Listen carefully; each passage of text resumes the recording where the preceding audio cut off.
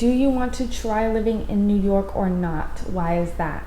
My sister and I actually always talk about this, and we do want to try and live in New York, but not forever. We would want to go live there for a summer or maybe a whole year.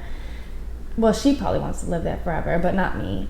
I just think there's so much cool stuff to see in New York. There's so many cool people. There's so much food. It's the city that never sleeps.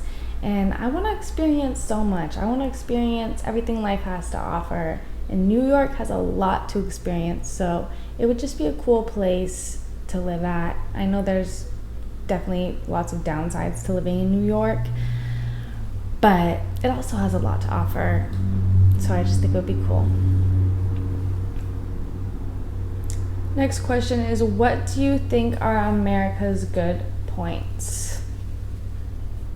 I think America's good points are the working class people who care about each other. I think you can find the good within communities that are lifting each other up and taking care of each other. For example, I work in elementary school, and some of our students, their house burned down, and the community came together and donated a lot of money for them to buy a new house or rebuild their house, whatever they plan to do.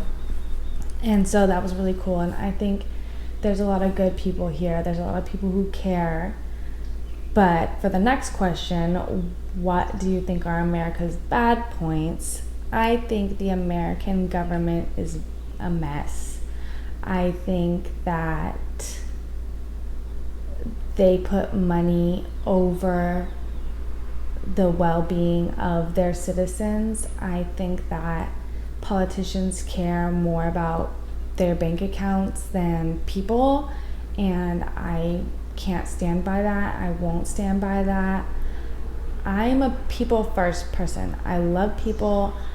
People are what make the earth go round. All we have is each other. I mean, we have the whole world, but humans are very social creatures, and I think we're meant to take care of each other and love each other, and I don't think that that's what's happening right now in America, and it makes me sad. Next question is, are there any electronics you want now? Yes, there is. I really want a Kindle. I want a Kindle that's backlit. I had a Kindle, but I lost it, and I'm so sad, and I keep hoping that I'll find it. I keep looking around my house hoping that it's somewhere hiding from me, but I never find it, and that's why I don't buy one, because I'm like, it's somewhere here, but it's not here. It's gone. It has to be gone. Where could it be? I've looked 100 times, and I'm not a messy person, so I really just need to suck it up and buy a new Kindle. Next question is, are you saving money? Do you think many Americans save? I am saving money, and I am saving money only because I have 2 jobs, and it allows me to have extra money to save.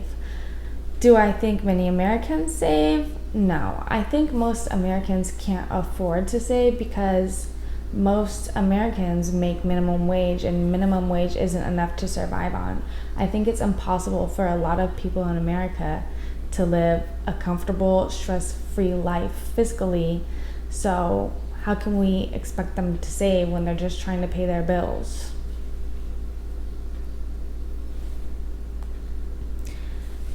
Next question is, what kind of men are popular with women in America? I mean, I guess I'll just list off general things I think women are attracted to. I would say taller men, stronger, this is a hard question for me because I have a hard time looking at things as a whole, preference is everything. So somebody might think Timothy Chalamet is the cutest boy in the whole wide world, whereas I think he is not. I'm not attracted to him. So I think attraction, it's hard to even place a whole blanket over it because everyone likes something different. Somebody might like skinny boys while other people like big buff guys. Some people might not like buff guys. They might think they look too beefy. So For me, I like a kind man, a compassionate man, someone who is taller than me, but like, and strong, but like not too muscly. Like I want him to have a little fluff because I want him to be cuddly. Like I don't want him to be like I'm laying on a rock if we were cuddling or something. But yeah, that's my answer to that question. Sorry, it's a bad answer. Can you tell the difference between Japanese, Korean, and Chinese people? If so, how? Yes, it just kind of depends on how much like they are Japanese, Korean, or Chinese, but you can see it in their face. It's a different kind of look. If so, how? I think I can recognize it because one of my sisters is really into K-pop, and also because of K-pop doesn't just have Korean people, there's also Chinese people and Japanese people, and there's also C-pop and J-pop, and I've kind of been introduced to that whole scene because she always wants to show me stuff. And so I think just looking at so many faces and seeing the differences that they have kind of makes it easier to tell. But I don't really try. America is really a mixing pot. Like a lot of people aren't just one ethnicity, and so I think it's kind of hard here specifically to tell the difference between people because a lot of people are like 50% white, 50% Japanese or Korean, or maybe they're mixed with black, African American people. So it's a melting pot, and it's kind of rude to presume, so I would never be like, hey, you look Korean. But yeah. What is the first thing you think of when you hear the word Japan? Probably I think of Tokyo, and I also think of sushi. And the next question is, what would you like to try if you came to Japan? And the answer is sushi, and also all of the food.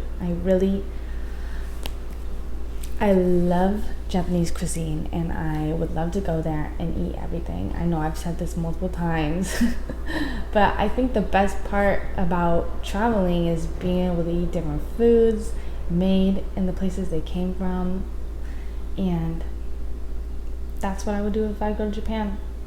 Maybe I'll go to Japan and make a video of me eating all the different foods. Today I answered a lot of questions. If there's any future content you want to see from me or This is Eikaiwa, please let us know in the comments. Well, see you soon. Bye!